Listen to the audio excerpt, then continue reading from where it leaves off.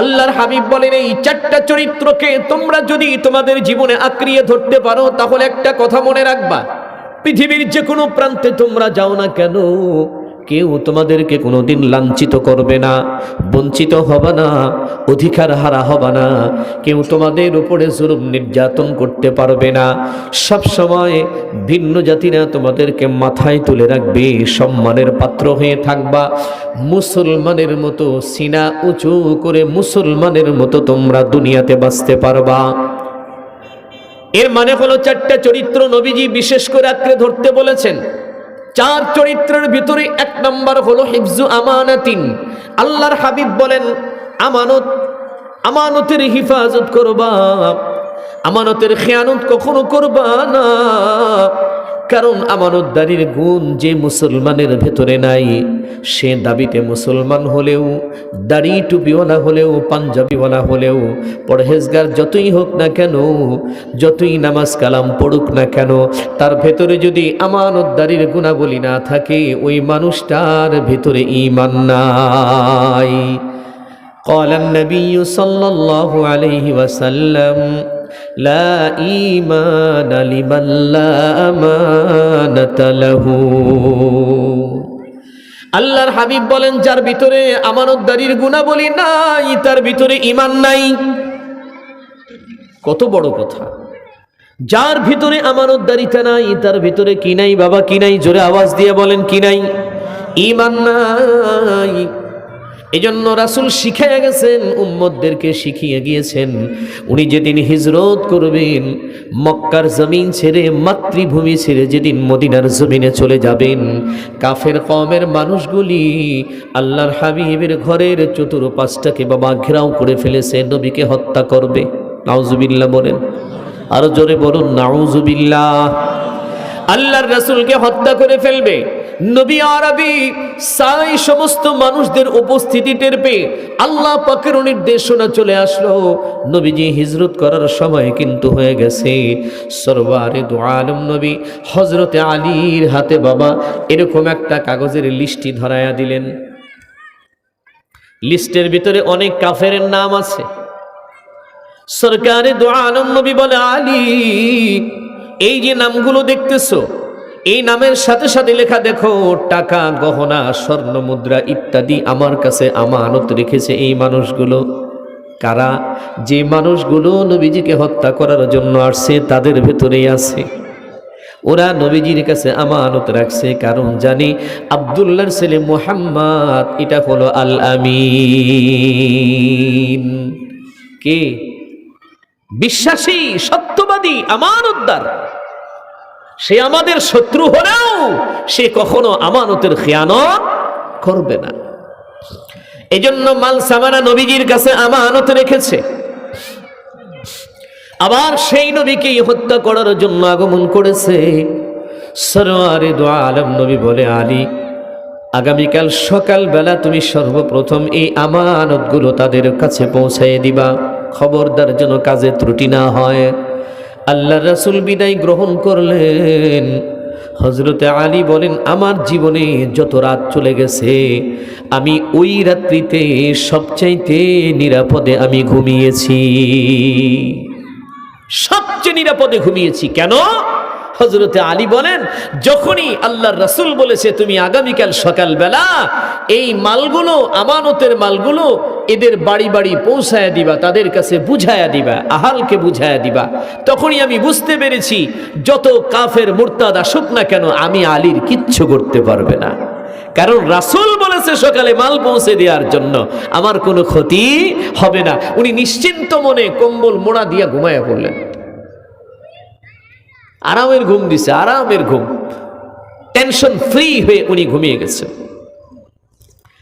রাসূল শিখায় গেছেন, জীবনের ক্রান্তিক কালেও শত্রুরা থেকে ঘেরাও করে ফেলেছে, এই মুহূর্ততেও তিনি আমানতের মালগুলো বুঝিয়ে দেওয়ার জন্য ব্যস্ত। আর আমরা তার উম্মত হয়ে আমাদের চরিত্রটা কেমন হয়ে গেল, যে কেউ যদি 1000 টাকা আমার কাছে রেখে যায়, ভাই একটু রাখেন, 2 ঘন্টা পরে নিয়ে যাব। 2 ঘন্টা পরে আসলে বলে, ভাই খরচ হয়ে গেছে, তুমি একটু বিকালে আসো, ঠিক কিনা? বিকেলে যদি আসা যায়, ভাই ম্যানেজ করতে পারি নাই, কালকে আসো। এই কাল করতে করতে 2 মাস 3 মাস চলে গেছে, পরে মারামারি, ঠিক কিনা? কেন হলো? শুধুমাত্র আমানতের খেয়ানত করার জন্য এটা হয়েছে। এ কারণে আমাদের দেশের মানুষ কেউ কাউকে বিশ্বাস করতে পারে না। যাদের সাথে সম্পর্ক নাই তাদেরকে তো বিশ্বাস করেই না। আর নিজের সন্তান নিজের মা বাবার বিশ্বাস করে না, বাবা মাও নিজের সন্তানকে বিশ্বাস করে না। স্বামী স্ত্রীর ভিতরে বিশ্বাসের ঘরে ফাটল ধরে গেছে, কেউ কাউকে বিশ্বাস করতে পারে না, ঠিক কিনা? ভাই ভাইকে বিশ্বাস করে না কেন জানেন? কেন? কারণ জানে যে ওর কাছে রাখলে ও খেয়ে ফেলবে, নষ্ট করে ফেলবে, আমাকে ফিরাই দিবে না। এটা মুসলমানের চরিত্র হতে পারে না। পূর্বের জামানাতেও তো মুসলমান পৃথিবীর জমিনে ছিল। তাদের চরিত্রগুলো যদি আমরা একটু যাচাই বাছাই করে দেখি, তাহলে আমাদের নজরে পড়ে যায় ওই মানুষগুলো এত আমানতদার ছিল যে রাস্তার ভেতরে কোটি কোটি টাকা দামের সম্পদও যদি কুড়ায়া পাইতো, এই সম্পদটা নিজে ভক্ষণ না করে এর যে মালিক, এর যে আহাল, তার পর্যন্ত পৌঁছে দেওয়ার জন্য পাগল পাড়া হয়ে যাইত।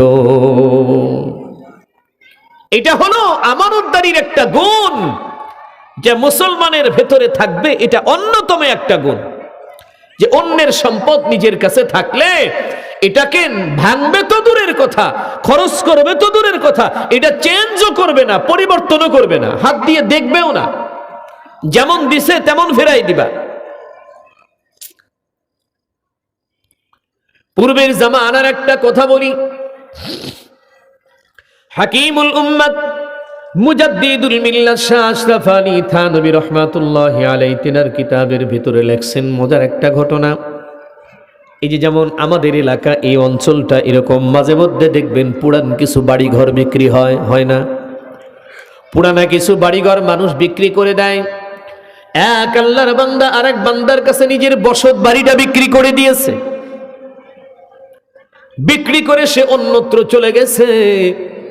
এখন আল্লাহর বান্দা ওই বাড়িটাকে পুনর্নির্মাণ করার জন্য বাড়ির মাটি মিস্ত্রি লাগিয়ে খনন করতেছেন, ওখানে বিল্ডিং বানাবেন।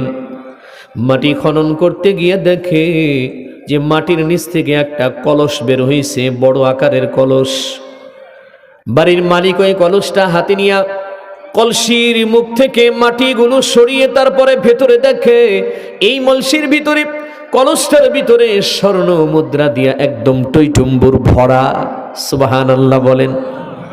লোকটা এটা পাওয়ার পরে চিন্তায় পড়ে গেল, আহারে, যে মানুষটা বাড়ি বিক্রি করেছে, ব্যাংক ব্যালেন্স নাই, টাকা জমানোর কোনো জায়গা ছিল না, এই জন্য মাটির কলসের ভেতরে ভরে তিনি হয়তোবা মাটির নিচে জমা করে রেখেছেন, পরে বের করবেন। হয়তোবা তার মনে নাই। তো কি হয়েছে? আমি হলাম মুহাম্মাদুর রাসূলুল্লাহর উম্মত, আমি তো তার আমানত নষ্ট করতে পারি না, কারণ আমি একজন মুসলমান। এজন্য তিনি টেনশনে পড়ে গেলেন। এই কলসটাকে একটা ব্যাগের ভিতরে উঠাইয়া যে মানুষটা বাড়ি বিক্রি করে চলে গেছে ওনার খোঁজে বের হয়ে গেলেন, সন্ধানে পড়লেন কোথায় তিনি আছে দেখি যাই। খুঁজতে খুঁজতে বেশ কয়েকদিন পরে দূরে এক মহল্লায় তার ঠিকানা পেয়ে গেলেন, সেখানে চলে গেলেন। বাড়ির খোলায় বাহিরে গিয়া সালাম দিয়া ডাক দিছে, তো ভদ্রলোক বাহিরে চলে আসছে। এসে বলে, কি ভাই, আমি তো তোমাদের এলাকা থেকে চলে আসছি, বাড়িটাও তোমাকে বিক্রি করে দিয়েছি, তো হঠাৎ তোমার আগমন, কি ব্যাপার? লোকটা ডাক দিয়া বলে, ভাই তুমি আমাকে ঋণী বানাইয়া রাখছো।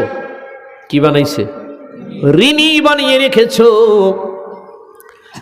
তাড়াতাড়ি ঋণ মুক্ত করে দেই। আল্লাহর বান্দা বলে, ভাই কেমন কথা বললে? বাড়ি বিক্রির সমস্ত টাকা তো তুমি পরিশোধ করে দিয়েছো, তাহলে আর ঋণ কিসের কথা বলো তুমি? লোকটা ডাক দিয়া বলে, দেখো তো আমার কাছে একটা মাটির কলস আছে, এটা তুমি চিনতে পারো কিনা? ব্যাগের ভেতর থেকে বের করেছে, আল্লাহর বান্দার সামনে রেখে বলে, দেখো এই কলসটা কার? লোকটা বলে, জানি না এটা কার। বলে, তোমার কি মনে পড়ে না? কয়, না আমার তো কিছু মনে পড়ে না। এই তুমি কি সম্পদ জমানোর জন্য এটার ভিতরে স্বর্ণ মুদ্রা দিয়া মাটির নিচে পুঁতে রাখো নাই? আল্লাহর বান্দা বলে, না না, আমি এটা কখনোই করি নাই। বুঝতে পেরেছি, তাহলে তোমার বাবা রেখেছে। তোমার ভবিষ্যতের জন্য তুমি এটা বুঝায় নাও। কেন এটা কোথায় পেয়েছো? তোমার বাড়ির মাটি খনন করতে গিয়ে মাটির তলদেশ থেকে এই কলসটা বের হয়েছে। লোকটা ডাক দিয়া বলে, আরে বোকা লোক, বাড়ি আমি তোমার কাছে বিক্রি করে দিয়েছি, তুমি বাড়ি করতে গেছো, মাটির কলস পেয়েছো, তার ভিতরে স্বর্ণ মুদ্রা দিয়ে ভরা, এটা তোমার হয়ে গেছে, তুমি নিয়ে যাও। এটা আমাকে দেওয়ার জন্য কেন তুমি নিয়ে আসছো? লোকটা ডাক দিয়া বলে, দেখো, আমি তোমার বাড়ির ভিটা কিনেছি, মাটি কিনেছি, কিন্তু স্বর্ণ ভর্তি কলস আমি কিনি নাই। ফিরায় নাও। আমগো যুগে হইলে কথা কন না গেলে আমগরে যুগে যদি হইতো, মানুষ মনে করতো যে আল্লাহ আমারই দিছে, ঠিক না? যে আল্লাহ আমারই দিছে, আমি গরিব মানুষ, আল্লাহ আমার প্রতি একটু দয়া করছে, এটা মনে করতো মানুষ। একবার চিন্তাও করতো না যে এটা অন্য কোনো মানুষের সম্পদ, এটা আমার জন্য না। কারণ হারামের কোনো বরকত নাই। হারামের কি নাই? কথা কন না কি লাগে? হারামের কোনো বরকত আছে? হারামের কোনো বরকত নাই। যত বরকত দেখবেন হালালের ভেতরে। হারামের আরামও নাই, আরামও নাই। ইতিপূর্বে যারা হারাম খাইছে না, লুইটা বুইটা সারা বাংলাদেশ খাইছে, এখন খালি দৌড়ানির উপরে আছে। কথা কন ঠিক কিনা? ব্যক্তি খালি দৌড়ানির উপরে আছে, কেউ জেলে, কেউ এইদিকে ওইদিকে, কেউ আবার হুজুর হয়ে গেছে গা, মুহাদ্দিস সাহেব সেজে গেছে গা। এখন মুহাদ্দিস সাহেব চিল্লায় চিল্লায় ঘুরতেছে, এখন চিল্লা দিতেছে। ওই যে হারাম খাইছে না, হারামের আরাম হারাম হয়ে গেছে। আল্লাহর বান্দা বলে, এটা তোমার মাটির নিচ থেকে বের হয়েছে, এটা তুমি নিয়ে নাও। এখন বাড়ির বিক্রেতা ডাক দিয়া বলে, তুমি কেন বুঝো না? এত সরল সোজা মানুষ কেন তুমি? বলো তো শুনি। তুমি যে আমার বাড়ির মাটিটা কিনছো, তুমি যদি ওখানে ফ্ল্যাট বাড়ি তৈরি করো, বলো তো কত দূর পর্যন্ত তুমি যাইতে পারবা? কেউ তোমারে নিষেধ করবে না, এমন জায়গা কোথায়? লোকটা ডাক দিয়া বলে, আমার যদি সাধ্য হয়, আমি তো মেঘমালা পর্যন্ত বিল্ডিং করতে পারবো, কেউ আমারে আটকাবে না। তখন ওই বাড়ি বিক্রেতা বলে, এটা যদি বুঝো তাহলে এটা কেন বুঝো না? উপরের দিকে যেমন চলে যাইতে পারবা, আসমান পর্যন্ত তুমি যদি যাও, কেউ তোমারে নিষেধ করবে না। ঠিক তেমনি তুমি যেই জায়গাটা কিনছো, জমিনের নিচে তাহতাস সারা নামে একটা জায়গা আছে, ওই জায়গা পর্যন্ত গেলেও কেউ তোমারে নিষেধ করবে না। তার মানে নিচের দিকেও তোমার, উপরের দিকেও তোমার। বিদায় এর ভিতরে যা যা বের হবে এগুলো সব তোমার। তুমি পাইছো না, যাও তুমি নিয়ে যাও।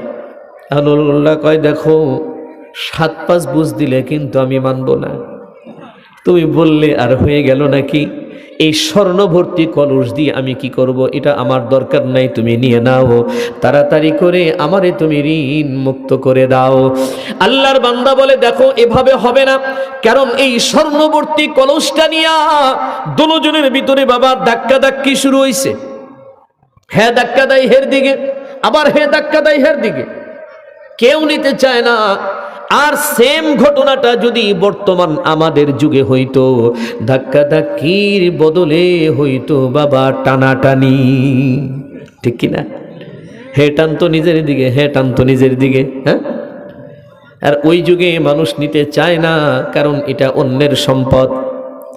আমার ভাইরা, শেষ পর্যন্ত দুজন মিলে একটা সিদ্ধান্ত গ্রহণ করলো, চলো চলো একটা জায়গায় যাই। কোথায়? এ যুগের বিচারক যিনি আছেন, কাজী যাদেরকে বলা হয়, ওই কাজীর কাছে যদি আমরা যাই, তাহলে এর একটা ফয়সালা হয়ে যাবে, অন্যথায় হবে না। দুজন মিলা কাজীর দরবারে চলে গেছে। কাজীর কাছে যাওয়ার পরে কাজী সাহেব তাদের ঘটনা শুনে তো হতভম্ব। বলে কি, স্বর্ণভর্তি কলস পাওয়ার পরে কেউ নিতে চায় না। কাজী সাহেব বলে, ইনসাফের কোন কলম দিয়ে আমি তোমাদের বিচার করব আমি বুঝি না, কেমনে বিচার করব আমি? তবে শুনে নাও, আমি একটা ফয়সালা করব, যদি তোমরা মেনে নাও তো ভালো হবে। দুজন বলে, জি, আপনি যা ফয়সালা করবেন আমরা মানব। কি ফয়সালা করা হলো? কাজী সাহেব বলে, তুমি তো বাড়ি কিনছো? বলে, হ। তোমার বাড়িতে কি বিবাহের উপযুক্ত কোনো মেয়ে বা ছেলে আছে নাকি? লোকটা বলে, হ্যাঁ, আমাকে আল্লাহ তাআলা একটা মেয়ে দান করেছে, তবে যুবতী হয়ে গেছে, বিবাহের উপযুক্ত হয়ে গেছে। এখন বাড়ি যিনি বিক্রি করেছেন ওনারা কয় তুমি তো বিচ্ছিলা বাড়ি। বলে হ্যাঁ। তোমার বাড়িতে কি আছে? বলে হ্যাঁ আমার একটা ছেলে আছে মাশাআল্লাহ যুবক বয়সের। কয় তাহলে একটা কাজ করো, কোনো আপত্তি করো না, এই ওর ছেলের লগে তোমার মাইয়ার বিয়ে দিয়ে দাও। সুবহানাল্লাহ বলেন। ওর ছেলের সাথে তোমার মেয়েটার বিয়ে দাও। ওদের যখন আলাদা একটা সংসার হলো তখন এই স্বর্ণ ভর্তি মাটির কলসটা ওদের সংসারে তোমরা হাদিয়া দিয়ে দাও। তোমাকে কারুর নেওয়ার লাগবো না, ওদের দুইজনকে দিয়ে দাও। যাও, তোমারও ছেলে ওরও মেয়ে, দুইজনেরই থাকলো, তোমরাও খাইলে না, মাঝখান থেকে হেরা কি হইল? লাভবান হয়ে গেল, মালটাও নষ্ট হইল না। ফয়সালাটা কত সুন্দর না? এটা কেন হইছে জানেন? কারণ বিচারক সে ইমানদার, এই জন্য হইছে। বিচারকের ভিতরেও কার ভয়? আল্লাহ তাআলার ভয়। এই যুগের বিচারকদের মতো না যে 500 টাকা ঘুষ খাইয়া পরিবর্তন হয়ে যায়, ঠিক কিনা? যে রাইতের বেলা আপনি কথাবার্তা মিটাইলেন।